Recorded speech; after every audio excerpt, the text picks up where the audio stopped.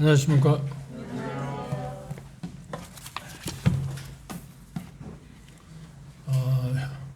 심영재님 저기 1년 만에 보니까 좀 반갑네요. 반갑습니다.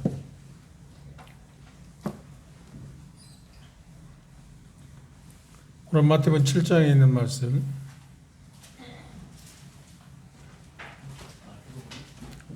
노마스입니다. 죄송합니다. 대경제가 어제 가족 식구들이 모두 다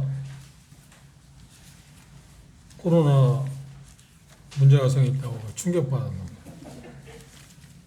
봐요. 여러분들이 그런 걸 느꼈을지 모르는데 코로나가 멀리 있는 게 아니라 내 가까이 있다 하는 그런 생각을 했습니다. 참 가까이 있다. 그런데 들으니까 생각보다 지금 유행되고 있는 그 코로나가 걸려도 그렇게 심각하지 않다고, 마치 독감 걸린 것처럼 이제 2차, 3차 맞은 사람에 한해서 그런 것 같습니다. 안 맞은 사람들은 좀 심한 것 같고, 그런 걸 생각하면 좀 안심이 되지만 그래도 마음 가운데 조심하고 생각하는 거예요. 이런 상황 가운데서, 코로나와 관한 이 상황 가운데서 우리의 그 믿음을 어떻게 담금질하는 사람도 있을 거고요. 또 테스트해 보는 그런 시기일 수도 있고요. 그리고 한편으로 생각하면 부정적이기는 하지만 뭐라고 표현할까요? 하나님을 섬기는 일에 있어서 이런저런 핑계거리를 가운데 하나일 수 있는 사람도 있다 하는 생각을 해서 참 그런 건 보기에 좀 그렇습니다. 로마서 7장 보겠습니다. 오늘 로마서 7장 7절부터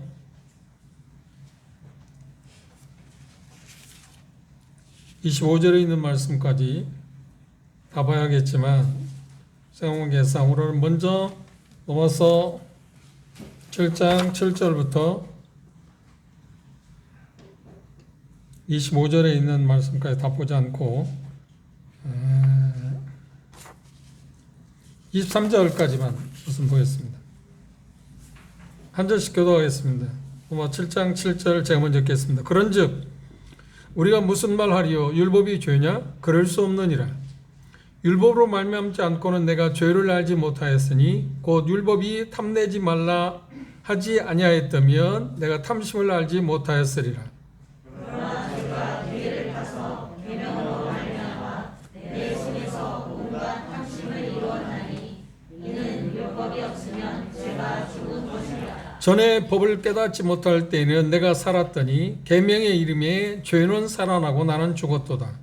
생명에 이르게 하는 그 계명이 내게 대하여 도리어 사망에 이르게 하는 것이 되었도다. 죄가 기회를 타서 계명으로 말미암아 나를 속이고 그것으로 나를 죽였는지라.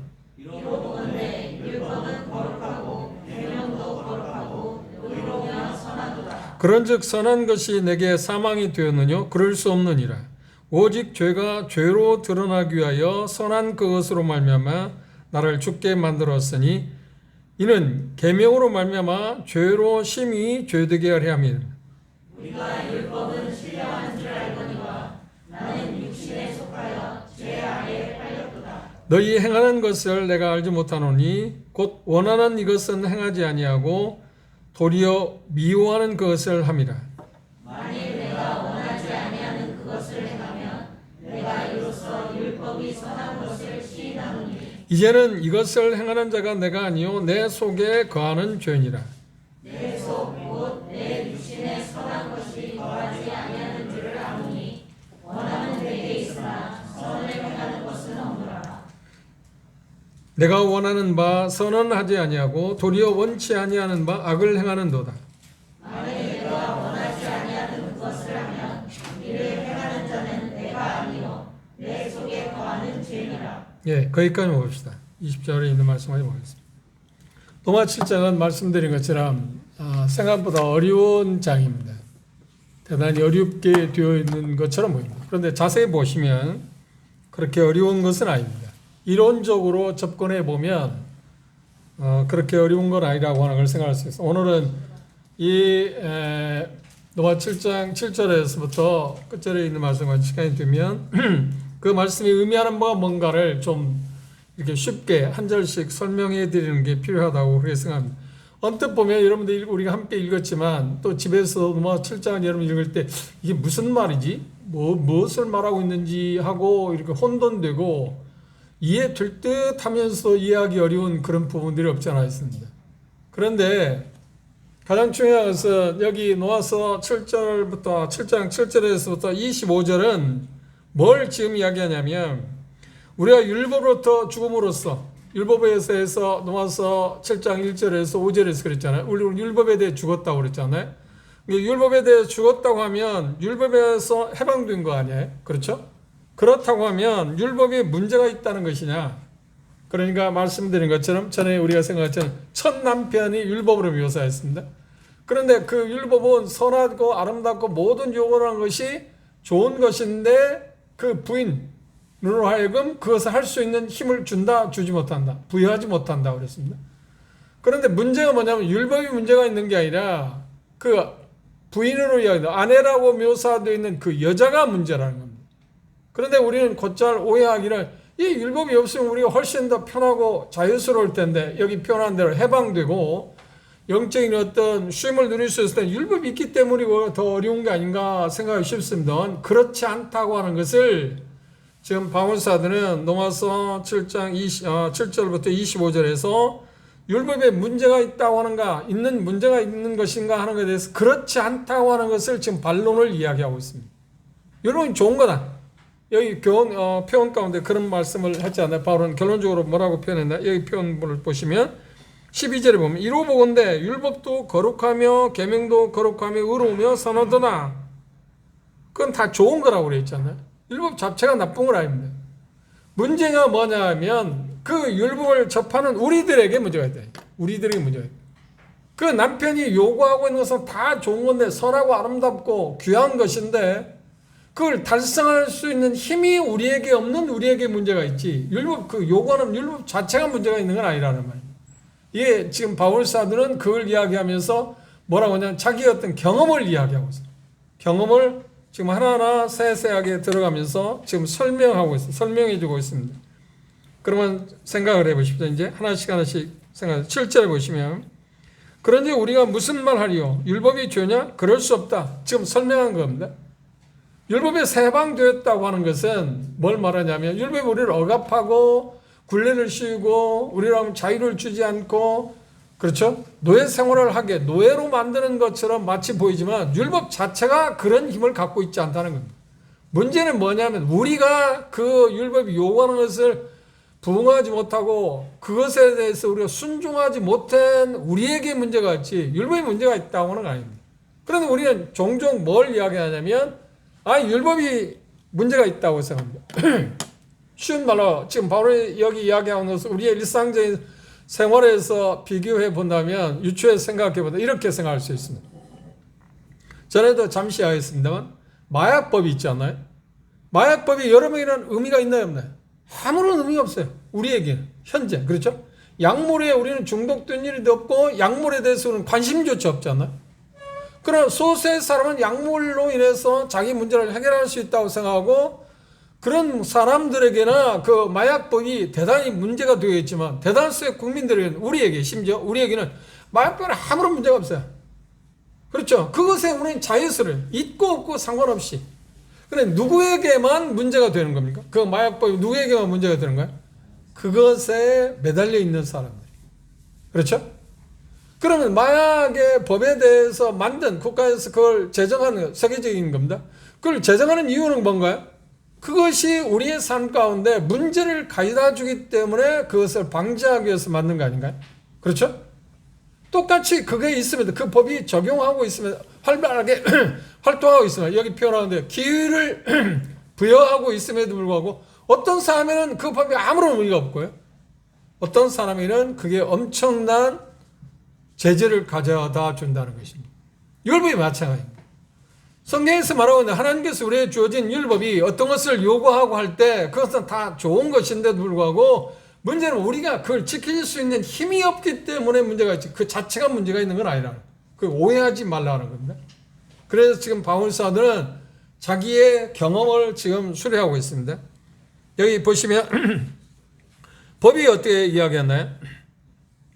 중요한 것은 뭐예요? 법이 없으면 죄가 죽은 것이라고 말했습니다. 그 말은 뭐냐면 법이 없으면 제가 그런 설명을 했습니다. 내가 가만히 있으면 가만히 앉아 있습니다. 지금 가만히 앉아 있으면 내가 어떤 문제가 있는가 없는 걸 알 수 있나요 없는가? 내 행동에 어떤 문제가 있는가 없는 걸 알 수 있나요 없나요? 없습니다. 그런데 누군가 와서 일어서 보라고, 그리고 음식을 날라보라든지 뭐 조리를 해보라든지 어디를 가보라든지 어떤 일을 하라고 우리에게 요구하게 되면 그때 드디어 우리는 뭘 발견하는가? 아, 내가 이런 쪽에 문제가 있구나, 내게 이런 연약함이 있네, 이런 실수를 하고 있네 하는 것을 안다는 겁니다. 그렇죠? 율법도 마찬가지예요. 율법이 있기 전에 우리가 실수투성이었나요? 바꿔 말한다면 죄인이었나요? 죄인이 아니었나요? 죄인이었어요. 그런데 율법이 우리에게 주어지면, 하나님께 주어짐으로 말미암아서 결국은 우리로 하여금 뭘 알게 하기 위해서 율법을 주어진 거예요? 아, 내가 죄인이구나. 율법이 역할하는 거. 그러면 그 역할을 하는 율법은 좋은 것입니까? 나쁜 것입니까? 얼마나 좋은 것입니까? 선한 것이잖아요.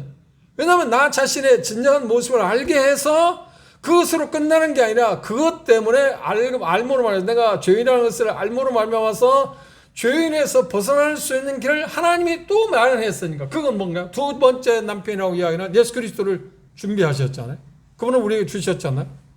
그런 의미에서 본다면 율법은 참 좋은 것입니다. 그래, 제가 지난 시간에 말씀드린 등대에 대해서 이야기했습니다. 등대가 하는 역할은 무엇인가요? 조난을 당하나 난판을 당하는 그 항해하는 선장들에게 그걸 미연에 방지, 여기 이곳에는 어떤 이물질이 있습니다. 다시 말해 큰 어떤 장애물이 있습니다. 이 가까이 오지 마십시오. 그리고 당신이 당신이 원하는 대로 어떤 항구를 찾아오기 위해서 악조건 하에서도 이 등대를 보고 방향을 잘 제시받게 온다면 찾아오면 어떤 거예요? 안전한 항구에 들어올 수 있다는 거예요. 그 역할을 하는 것이 등대 역할 아닌가요? 또 하나 비유적인 이야기는 햇빛에 대해서 이야기했습니다. 햇빛이 지금 여기에 먼지가 지금 있을까요 없을까요? 이 안에 먼지가 있을까요 없을까요? 없잖아요 말이에요. 그런데 우리는 지금 강한 빛이 비치지 않기 때문에 없는 것처럼 보입니다. 그렇죠? 그런데 아침에 햇살이 비치면 방 안에 뭐가 비치나요? 드러나는 거예요? 그 먼지가 있는 것을 알게 됩니다. 그러나 햇빛이 먼지를 일으켰나요? 아니요, 일으킨 게 아닙니다. 햇빛이 하는 일은 이곳에 먼지가 있습니다. 이걸 치우십시오. 이 문제가 있으니까 거기서 벗어날 수 있는 방법을 강구해달라고 우리가 알려주는 역할을 하는 거예요. 그러면 그 역할을 하는 햇빛이 좋은 것입니까? 나쁜 것입니까? 좋은 것이잖아요.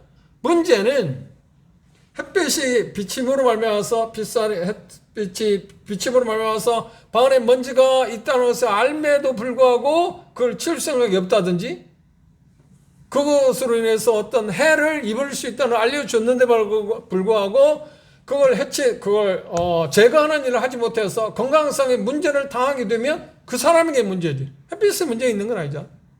근데 문제는 뭐냐면 등대도 마찬가지고 등대 역할도 마찬가지고 햇빛도 역할하는 게 뭔가요? 그 먼지를 가라앉히는 역할을 하지 않잖아요.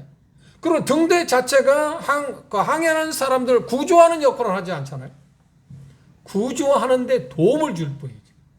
햇빛이 먼지를 가라앉히고 그걸 청소할 수 있는 어떤 도움을 줄 수 있는 거죠. 똑같아요. 율법도 똑같은 거예요. 우리가 죄인이라는 것을 깨닫고 죄에서 벗어날 수 있는 길을 제공하기 위해서 하나님이 우리에게 주신 거라는 거예요. 그래서 율법은 어떻게? 선하고 아름답고 귀한 거라는 거예요. 그 면에서. 그런데 율법에 문제가 하나 있어요. 문제가 뭔가요? 햇빛이 문제가 하나 있어요. 부정적인 게 하나 있다. 먼지를 없앨 수는 없는 거예요. 등대가 난판을 당하고 있는 배를 구조할 수 있는 힘은 없어요. 율법도 마찬가지예요. 그게 요구하고 하는 것은 다 좋은데 우리로 하여금 죄를 용서해 줄 수 있는 힘이 있다 없다. 죄를 제거할 수 있는 힘을 갖고 있다 없다. 능력을 갖고 있진 않아요. 그건 누가 해요? 예수 그리스도 그분이 해야 한다니까. 그런데 바울사도는 구원받고 나서 어떤 생각을 했냐면 내가 이제 구원받았으니까 거듭났으니까 나는 이제 뭔가 할 수 있다. 다시 말하면 율법에 힘입어서 어떤 일을 할 수 있다고 생각합니다. 그럼 바울사도 그걸 몰랐겠나? 율법이 그걸 할 수 있는 힘이 있다 없다. 없다는 걸 알아요. 그런데 문제가 뭐냐면 바울사의 마음도 마찬가지고 우리 마음에도 뭐냐면 죄의 본질이 있습니까 없습니까? 죄의 본질이 있는데 죄의 본질은 부단히 뭘 생각해? 내가 뭔가 해서 선을 이루어야지. 내가 뭔가 들여서 어떤 목적지에 도달해야지. 내가 선한 일을 통해서 하나님을 기쁘시게 해야지.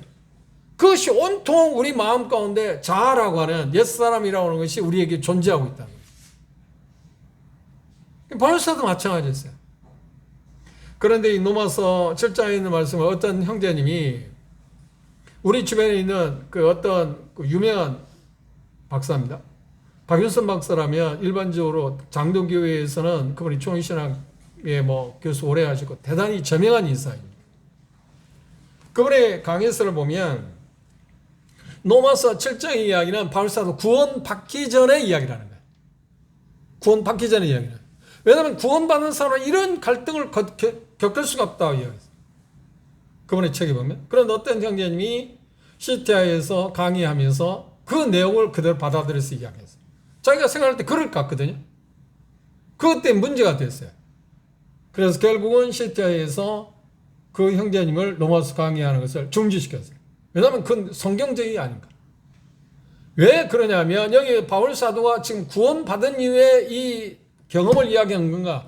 구원받기 전에 경험을 이야기했는가 하는 것은 심각한 문제예요. 엄청난 문제가 있어요. 왜냐하면 여기 바울 사도 이야기는 지금 구원받기 전에 구원받던 그러니까 자연인 육을 갖고 있는 사람은 절대로 경험할 수 있는 게 아닙니다. 구원받은 사람만이 경험할 수 있는 것이기 때문에 하나님의 말씀을 왜곡시키니까 그래서 그 형제로 하여금 그걸 강의하지 못하도록 문을 닫았어요. 이건 대단히 중요한 문제. 왜 제가 이런 이야기를 하냐면 이 로마서 7장을 잘못 이해하게 되면 이런 심각한 문제를 가져올 수 있다는 겁니다. 바울 사도는 지금 자기가 구원받은 이후에 경험을 지금 이야기하고 있습니다. 그 부분을 우리가 생각해 보십시오. 그런데 표현 가운데서 그 율법 자체가 이론적으로 말하면 예수님께서도 누가복음이나 요한계시나 마태복음에서 뭐냐면 한 젊은 관원이 예수님이 와서 물어봤습니다. 내가 무엇을 행하여야 구원을 얻을 수 있습니까? 할 때 예수님 뭐라고 대답했나? 율법을 지켜라. 그러면 언뜻 보면 그걸 지키면 어떻게 할 거라고요? 구원 받는 생명을 얻을 수 있다는 이야기 아닌가요? 그리고 갈라디아서 기자도 뭐라고 하는가요? 그 이론적으로 말하면 그걸 지키면 어떻게 해요? 생명의 영생에 이를 수 있을 거라고 이야기해요. 그런데 그건 이론적인 거지 아무도 그 누구도 율법을 지켜서 영생에 이를 사람이 있어요? 없어요? 없어. 그런 이론적인 이야기예요. 예수님이 그 젊은 관원이 그렇게 말씀하신 이유가 그가 죄라는 사실을 아직 모르고 그러니까 예수님이 묻기를 그럼 어느 계명입니까? 물어봤어요. 그러니까 5번째부터 10번째 계명에 대해서 이야기했어요. 첫 번째에서 네 번째까지 하나님 주종관계에 대한 문제는 차치해 놓고 평행적인 수평적인 문제 사람과 사람 관계의 문제에 대한 이야기를 했어요. 그런데 그는 뭐라고 해요? 어렸을 때 다 지켰다고. 그걸 지킬 수 있을까요? 그런데 예수님께 그 젊은 관원에게 네가 그걸 지키지 못했다. 네가 죄라는 것을 읽게 해주기 위해서 뭐라고 했나요? 네 많은 재산을 팔아서 가나안 주교에 나를 쫓으라고 그랬어요. 그러면 5번째부터 6번째 계명을 예수님께서 정리할 때 뭐라고 이야기했나요? 이웃을 뭐라고요? 내 몸처럼 살아라. 그게 5번째부터 10번째 계명의 요지예요. 첫 번째부터 네 번째 계명의 요지는 뭔가요? 하나님을 뜻과 마음과 성품과 모든 것을 다해서 하나님을 사랑하는 것이 그거고요. 5번째 계명부터 10번째 계명은 이웃과의 관계에서 이웃을 내 몸처럼 사랑하는 겁니다. 그런데 자기는 지금 표면적으로는 그걸 지켰다고 이야기해요. 그런데 예수님 볼 때 지킨 게 아니에요. 누가 봐도 지킨 게 아니에요.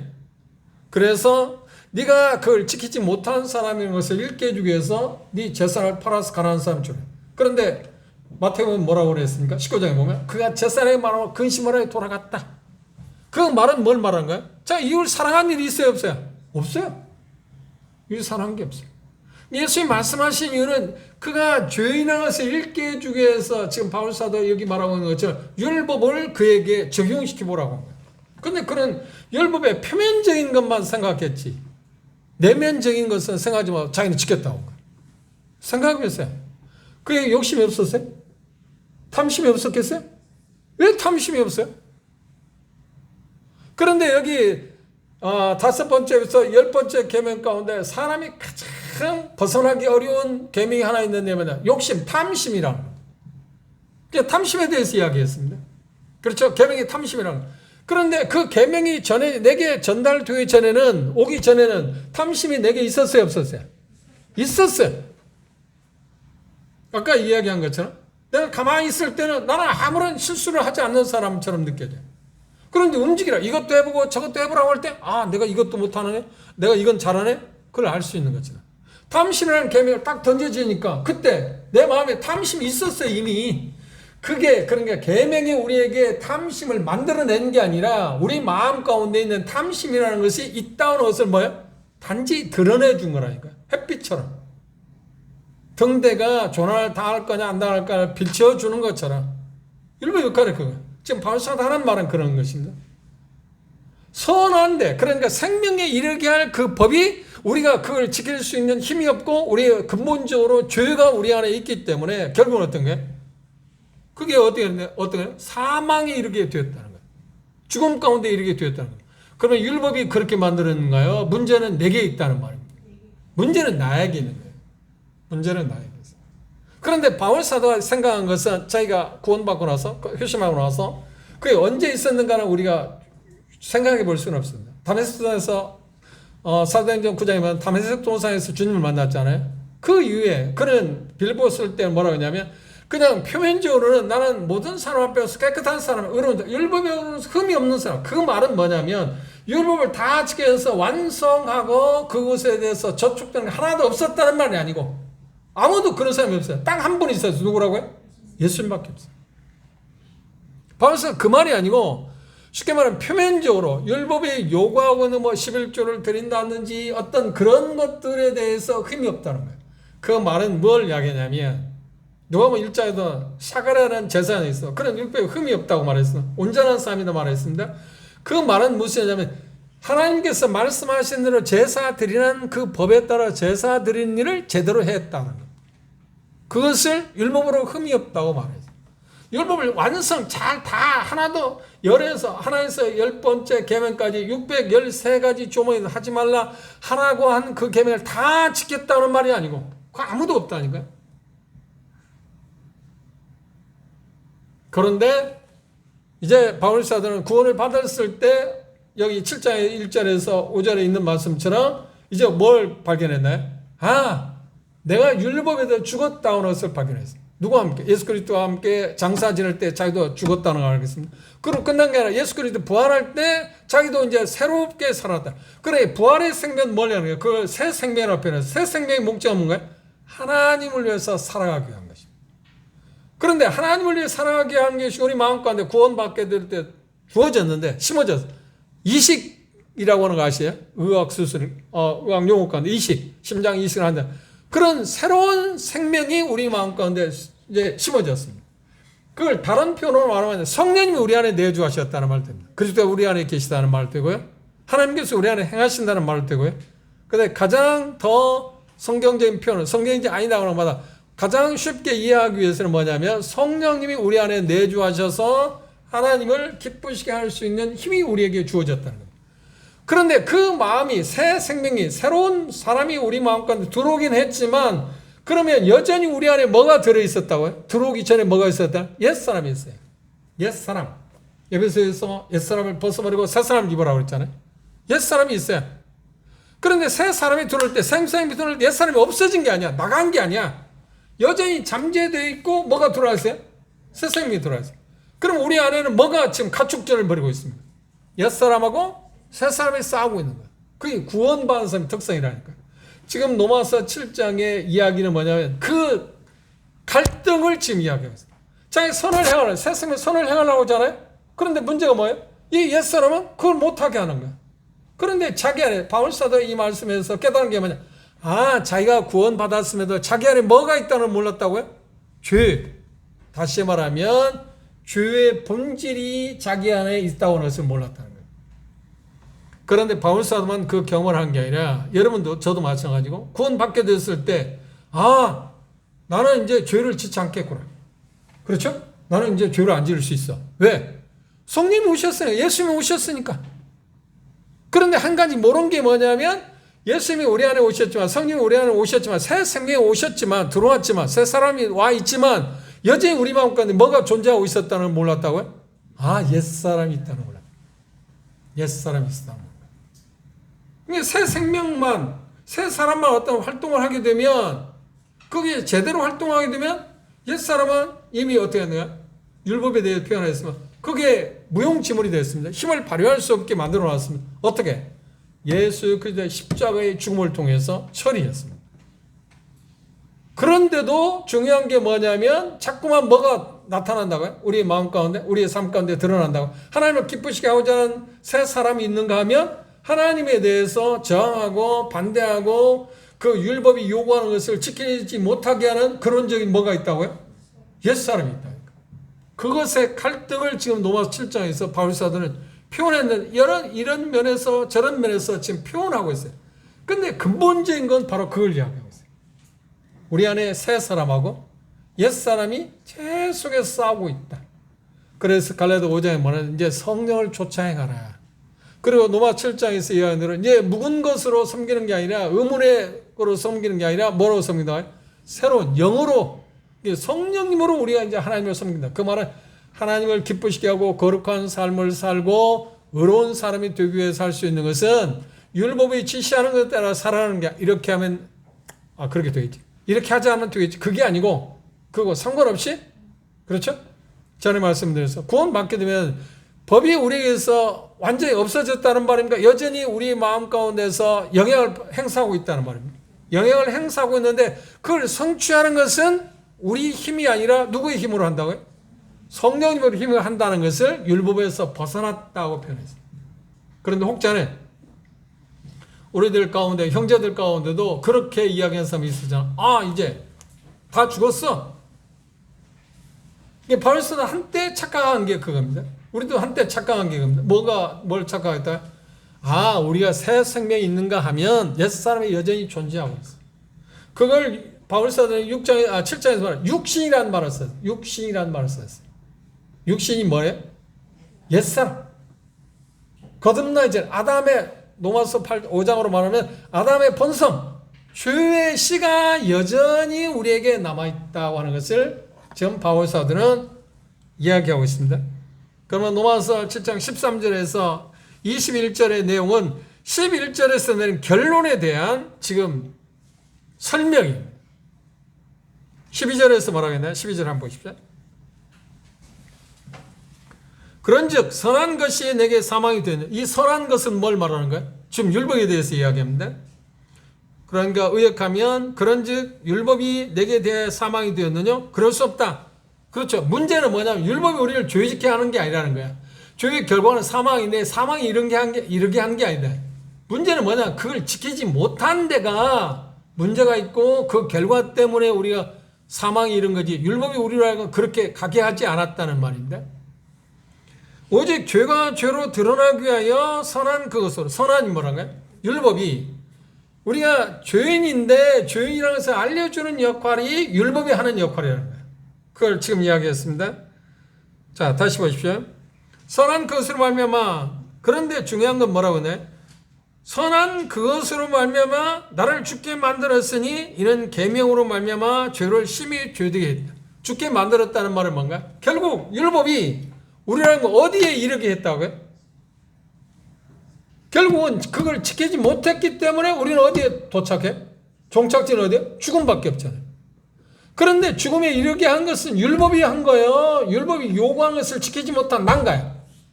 그렇지. 율법을 요구하는 것을 지키지 못한 나라니까요. 율법이 그렇게 한 게 아니에요. 근데 우리 오해하기는 율법이 그렇게 했다. 아까 가장 이것을 설명해서 좋은 예언은 아닙니다. 신뢰는 아닙니다. 마약법에 대해서 얘기했잖아요. 마약법이 존재하고 있지만 그것과 상관없는 것은 아무런 의미가 없어요. 그 법 자체가 우리에게 어떤 것을 주지 않잖아요. 제약을 주지 않잖아요. 그런데 그것에 어떤 약물로 말미암아서 어떤 행복을, 쾌감을 느끼고자 하는 어떤 소수의 사람들에게만 그 마약법이라는 것이 그들을 괴롭힐 뿐이지, 억압할 뿐이지. 그렇죠? 그렇지 않는 사람에는 우리에게는 이 마약법이라는 것은 자유하잖아요. 우리는 자유예요. 그거 보면서 아무런 근심 걱정도 없고 신경조차 쓰지 않잖아. 문제가 뭐냐면 그것에 예속된 사람, 그것에 연약함을 갖고 있는 사람에게만 그 법이 문제가 있는 거예요. 법이 문제가 있는 게 아니라 잘못 말입니다. 법이 문제가 있는 게 아니고 그 사람의 문제가 있는 거지 법 자체는 여기 표현하고 있는 것처럼 아무런 문제가 없다는 거예요. 지금 바울사도 말하고자 하는 게 그것입니다. 그런데 율법 자체가 기능적인 면에서 긍정적인데 정말 좋은 게 하나 있는데 그게 뭐라고요? 죄를 죄로 드러내는 역할을 한다. 그래서 이건 좋은 거다. 그러지 않으면 율법이 우리에게 적용되지 않으면 우리에게 주어지지 않았으면 여전히 우리가 죄인이라는 것을 알지 못하면 내가 연약한 사람이라는 것을 잃어버린 사람인 것을 알지 못하게 되면 구원받을 수 있는 길이 있나요 없나요? 없어요. 그래서 예수님이 그런 말씀하셨지 않나요? 요한 19장에 내가 인자 온 것은 뭐 하기 위해서 왔다고요? 죄인을 찾아 구원하기 위해서 왔다 그랬습니다. 그럼 마태복음 22장에 무슨 표현을 했나요? 나는 의인을 부르러 온 것이 아니라 누구를 부르러 왔다고요? 죄인을 부르러 왔다.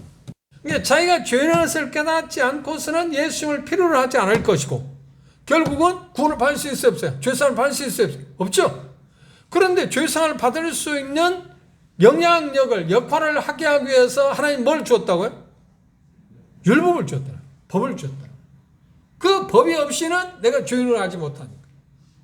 그런 의미에서 본다면 율법은 정말 좋은 것인가요? 나쁜 것인가요? 하나님이 율법을 우리에게 주신 것은 정말 좋은 것, 선을 우리에게 베푸신 거예요? 악을 베푸신 거예요? 우리를 어렵게 한 거예요? 우리를 노예 만들게 하기 위해서? 아니요. 결국은 죄사함 받아서 진정한 자유에 이르기 위한 하나의 과정 가운데 주어진 게 뭐냐면 율법이라는 겁니다. 좀 이해하셨나요? 그리고 다음 보십시오. 그것에 대한 설명입니다. 보다 자세한 설명을 하고 있습니다. 그런데 보면 바울사도는 1인칭 현재 시제를 썼습니다. 자기 표현 가운데 표현 가면 그러니까 바울 자신이 경험을 기초로 해서 자신이 대표적인 똑같은 경험을 하게 될 나나 여러분들을 대표해서 지금 이 이야기를 하고 있습니다. 경험을 지금 수리하고 있습니다. 법 아래 있을 때 율법이 우리를 지배하는 이미 해방되었다고 하는데 여전히 우리의 힘으로 하나님을 기쁘시고자 하는 활동을 하게 되면 그런 생각을 하게 되면 결국은 어떻게 될까요? 고통스러운 경험을 할 수밖에 없다. 그런데 여러분이 적든 크든 간에 이 경험을 하신 분들 구원 받자마자 우리는 어떻게 해요? 저도 그렇고 여러분도 어떤 생각을 이제 하나님을 위해서 나는 자신 있게 살아서 선만을 내가 이룰 수 있겠다. 의라고 하는 열매밖에 맺을 수밖에 없을 거라고 생각했어요. 그리고 시도해 봤잖아요. 그런데 어떻게? 아니 구원 받기마다 더 나 마음을 괴롭히는 죄를 지어. 그럼 죄책감? 그게 사로잡혀. 그래 심한 경우는 어떻게 내가 정말 구원받나? 이런 사람들 내가 구원받았을까? 구원받기 전에 경험하지 못한 심한 갈등이 생겨요. 그럼 결국에는 어떻게 하냐? 나는 구원 안 받았어. 이런 경지에 이를 수도 있어요. 이런 경험을 때문에 우리 주위에는 종종 이 경험 가운데 들어있는 사람들이 극단적으로 지금 갇혀 있습니다. 자기가 하나님을 위해서 뭔가 잘할 수 있다고 생각하고 선을 행할 수 있다고 생각했는데 이렇게도 안 되고 저렇게도 안 되고 그런데 죄책감, 자괴감에 빠져서 나는 구원을 안 받았다고 생각할 수 있는 그런 지경이 있는 사람들에게 그런 형제 자매들에게 정말 거듭나긴 했는데 그런 환경 가운데 있는 그런 경험 가운데 있는 형제자매들에게 당신은 구원 받았습니까? 질문하면 뭐라고 대답할까요? 나는 구원 안 받는데 말이야. 그래 구원 안 받는다고 말할 때 조심성 있게 들어요. 복음을 듣고 이미 구원에 대해서 간증도 하고 침례를 받은 형제 자매들 그런 이야기를 하게 된다면 조심성 있게 접근해. 그러면 그들이 말하는 대로 그냥 받아. 너는 당신 구원 안 받았어. 구원을 복음을 다시 드려야 해야. 그거 말하는 거 조심해야 한다는 거예요. 무슨 말인지 아시겠어요? 구원 받기 전마다 훨씬 더 고통스러운 경험을 하게 된다니까. 그럼 난 구원 안 받은 사람. 자기가 구원 안 받았다는 거 그 사람은 복음을 전해야 된다. 근데 이 경험을 하는 사람도 있다. 이 자리에 가는 사람도 있다. 그래서 이때 그런 형제 자매들을 혹시 만난다면 그걸 설명해야 해요. 혹시 형제가 자매가 이미 구원을 받았는데 하나님을 기쁘시게 하고자 열심히 노력하는데 안 되고 또 좌절하고 또 실패하고 또 죄를 짓고 그래서 자괴감 빠지고 죄책감에 사로잡힌 나머지 내가 구원 받은 걸 의심하고 나 구원 안 받는데 모른다고는 그런 생각 아니야? 혹시? 처음 구원받았을 때 생각해봐. 어떤 마음이었어? 즐거움이 없었어? 평안이 없었어? 기쁨이 없었어? 처음부터 나는 그게 없었다면 가짜겠죠. 그렇죠. 그러나 구원받은 이후에 그래서 이야기했잖아요. 많은 개신교 신학자들이 이 로마 7장 바울사도 구원받기 전에 이야기다. 왜 그러냐면 구원받은 사람이 이런 경험을 할 수 있다고 생각하지 않았기 때문에. 그런데 바울사도는 여기에서 자기 자신 1인칭 대명을 써서 그리고 그것도 1인칭 대명사 나 자신 그렇게 이야기하잖아요. 그것뿐만 아니라 내가 전날에 말을 한 거예요. 현재형으로 썼어요. 이미 구원받은 그래 로마서 7장, 6장, 5장, 6장, 7장을 썼을 때 이미 바울사도는 어떤 경험을 한 사람입니까? 어느 과정 가운데 이르는 사람입니까? 율법에서 해방된 경험을 한 사람이에요. 그리고 지금 이야기하고 있잖아요. 그때 현재형이에요. 구원 받기 전에 아담의 정죄 안에 있을 때 지금 이걸 쓴 거라 이야기를 하는 게 아니다니까. 내가 전에는 이런 사람이었다면 맞겠죠. 과거형 그렇죠? 근데 현재형이야. 현재 그렇다는 거야. 그 가운데 특별히 몇 가지 이유를 들 수 있는데 바꿔 말하면 무슨 말하냐. 반사 이 글을 썼을 때 구원받기 전의 경험인가 구원받고 난 이후의 경험인가 하는 것을 드러낼 수 있는 표시가 있습니다. 첫째 7장 12절 14절에 보면 율법의 거룩함에 대한 이해를 갖고 있습니까? 못 갖고 있습니까? 갖고 있어요. 그 거룩하다 선하다. 근데 구원받기 전에 율법의 거룩하다 선하다 그런 것을 아는가요? 아니요, 몰라요. 구원받기 전에 어떻게 율법이 없으면 나는 죄를 알지 못했을 때 죄인이 아니었을 때 율법이 나를 죄로 정죄하고 있구나. 율법은 어떻게 구원받기 전에 철친지 원수예요. 근데 구원받고 나서 깨닫게 될 때 율법이 정말 좋은 거구나. 내가 율법이 있었기 때문에 내가 구원을 받을 수 있었어. 죄인이라는 것을 알았기 때문에. 인식의 차이가 있지 않나요?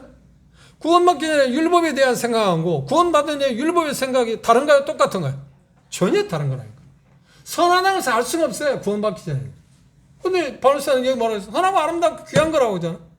그러면 구원받은 이후의 경험이에요? 구원받기 전의 경험이에요? 그렇죠. 두 번째. 악을 미워하고 선을 행하려고 하는 의지가 있었습니다. 7장 15절, 19절, 30절에 있습니다. 자기는 이제 하나님을 기쁘시게 하고자 하는 마음을 갖고 그래서 악을 미워했습니다. 그리고 선을 행하려고 하는 의지가 있었어요. 그러면 이 이야기를 하면 많은 사람은 구원받지 않은 사람들도 선하게 살려고 악을 미워하지 않냐고요? 그런 마음이 있지 않냐고요? 양심이 있기 때문에 그러냐. 그거는 질이 다른 거예요. 여기서 말하는 질이 다른 거예요. 말은 같은 이야기예요. 악을 미워하고 선을 추구하는 것이 구원받지 않은 사람도 있지만 구원받은 바울사도가 지금 이야기하는 것은 질이 다른 이야기예요. 쉽게 말한다면 이렇게 표현할 수 있습니다. 이제 대학 졸업하고 대학에 들어가기도 하고요.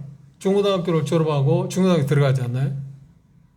근데 중고등학교 어느 대학 쉬운 표현을 합니다. 서울대학에 들어가기 전에 나는 서울대학생이 되기 위해서는 이런 일을 해야겠다고 생각했을 때 서울대학이 요구하는 것을 자기가 꿈을 꿀 때 내가 서울대학 목표를 하고 있다면 꿈을 때 서울대가 요구하는 건 이거야 하고 열심히 어떤 걸 합니다. 그것이 부정적인 일 안 하고 선한 일을 추구합니다. 그거 하고 서울대학생이 된 이후에 악을 미워하고 선을 추구하는 것 차이가 있나요 없나요? 있어요 없어요? 요구하는 악을 미워하는 거나 선을 추구하는 같은 것일 수 있을지 모릅니다. 그런데 차이가 뭔가요? 자기는 이미 서울대학생이 된 거 후에 생각하는 거하고 되기 전에 생각하는 전혀 다른 거라는 거예요. 질이 다른 거예요. 질이 다른 거예요. 첫 번째는 뭐냐? 자기가 서울대학이 되기 위해서 어떤 걸 한 거고 하나는 서울대학생이 된 후에 어떤 걸 생각하는 거예요. 아셨어요? 그러면 여기에서 지금 바울사도 이야기하는 나는 그리스도인이 되었기 때문에 악을 미워하고 선을 추구한다고 하는 이야기고 전에는 구원받기 전에 나는 구원받기 위해서 악을 미워하고 선을 추구하다. 질이 다른 거라는 거예요. 알았어요? 관문을 어떤 것을 통과하기 전하고 통과하기 위해서 어떤 걸 추구하는 거하고 이미 통과했기 때문에 어떤 걸 하는 건 전혀 다른 거라는 거예요. 이해하셨죠?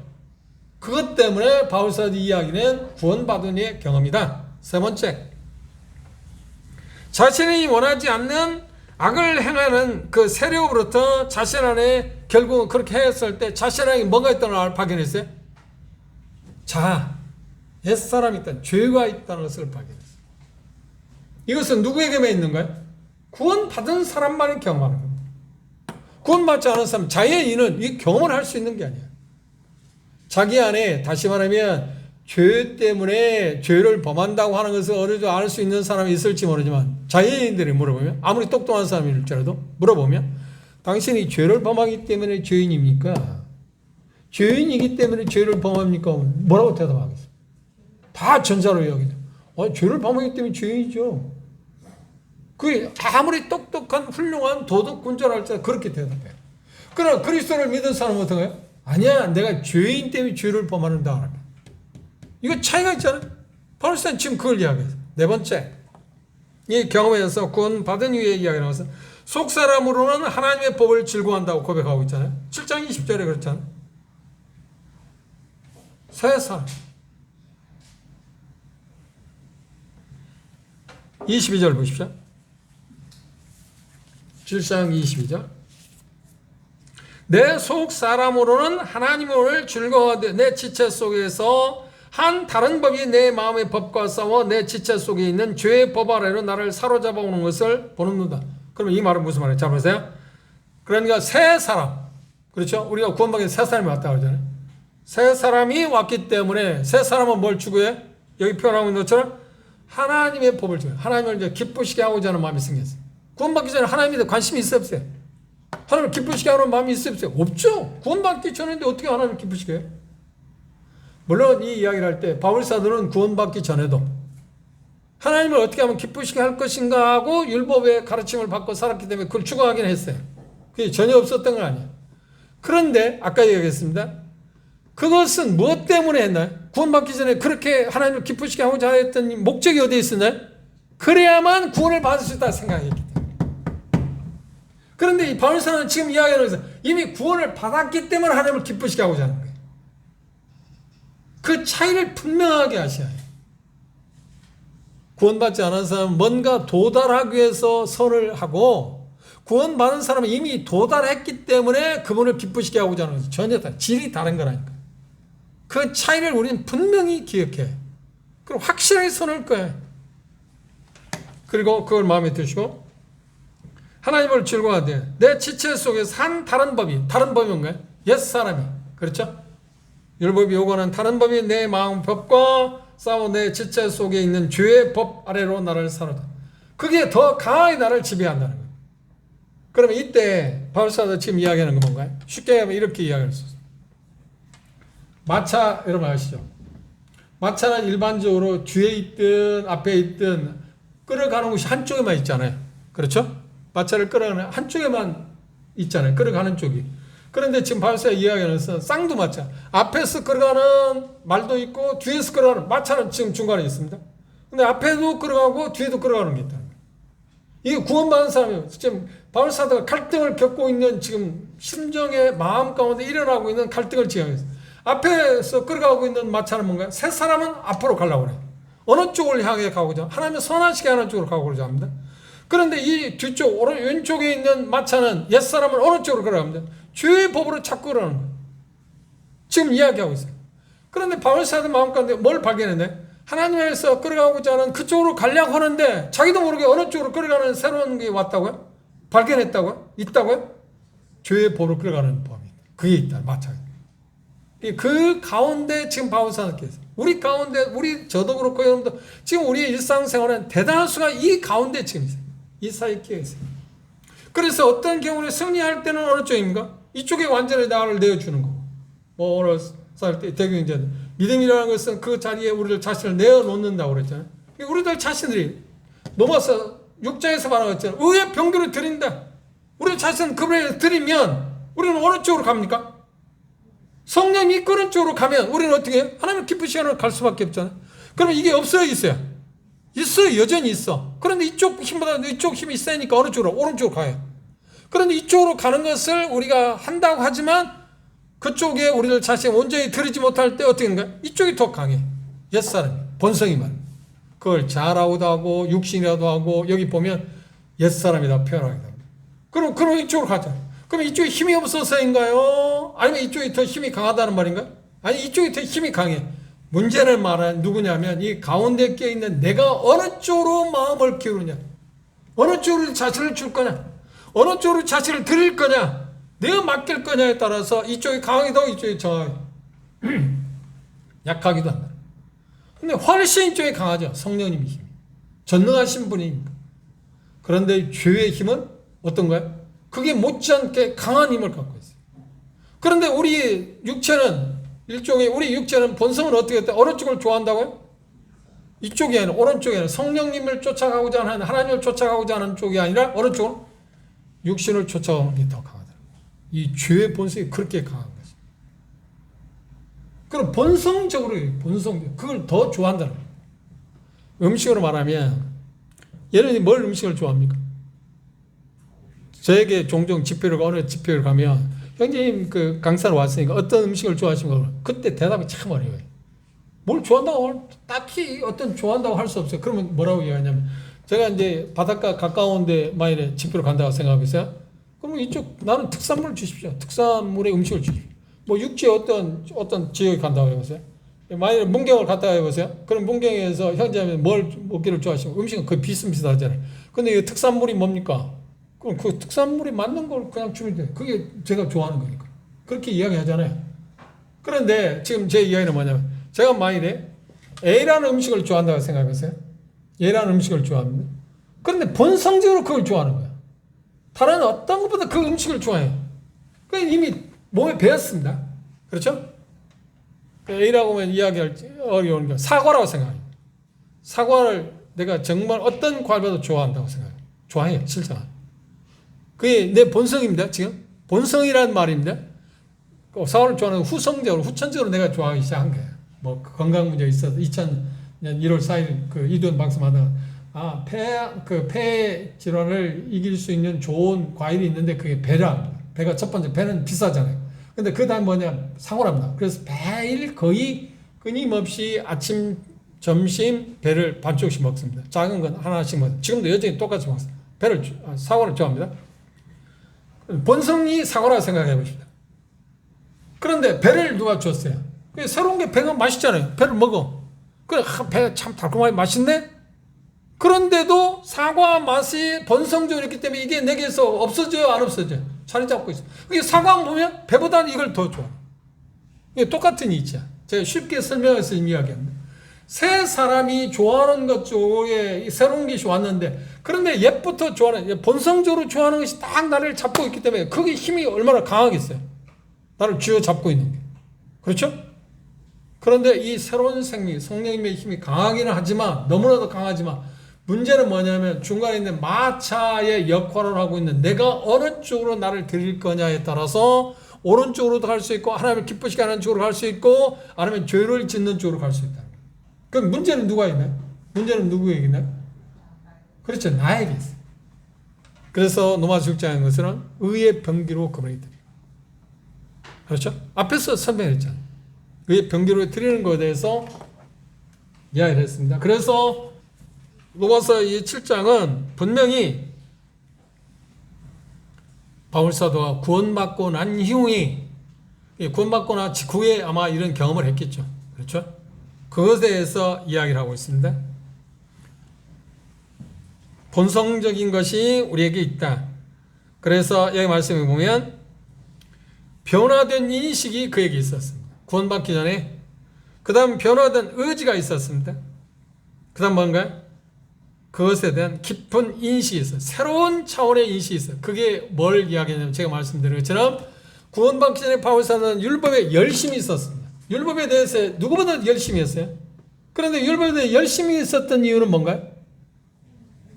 하나님을 기쁘시게, 다시 말하면 구원받기 위해서, 그걸 영생을 얻기 위해서 그게 열심히였고, 이제 구원받은 이후에는 율법에 대해서 열심히 있는 게 아니라 무엇에 열심히 있어요? 이제 성령을 쫓아가는 일에 대해 열심히 있어요.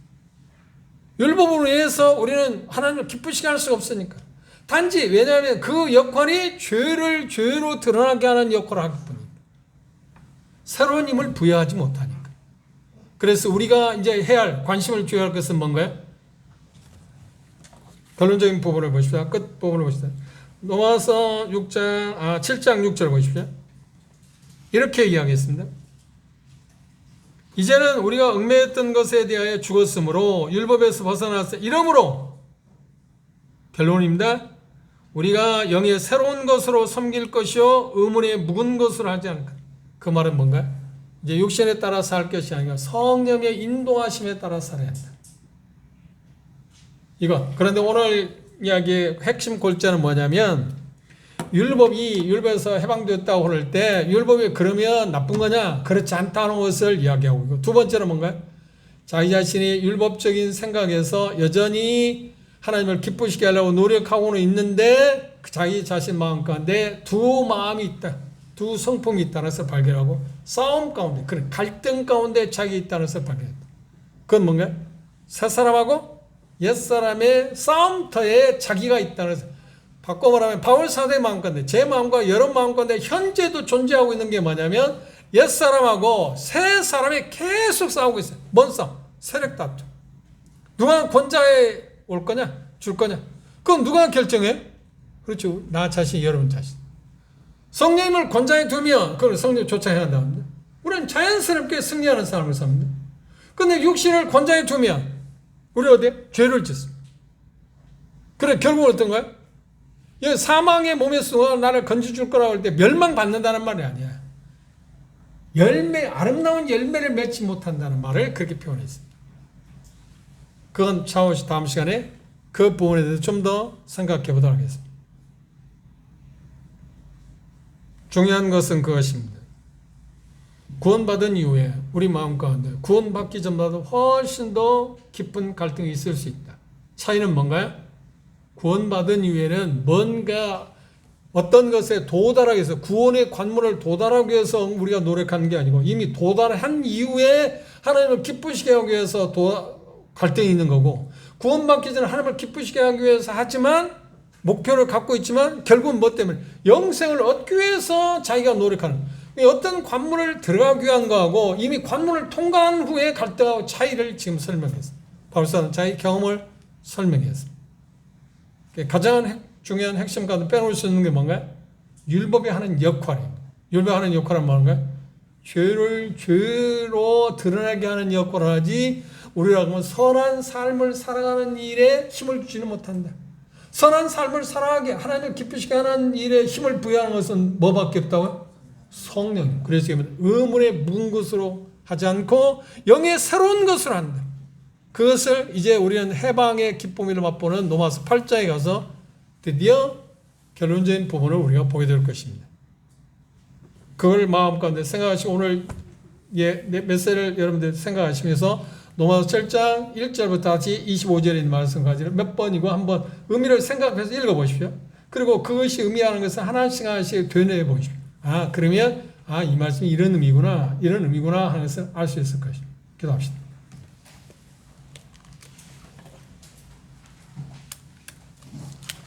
아버지 하나님,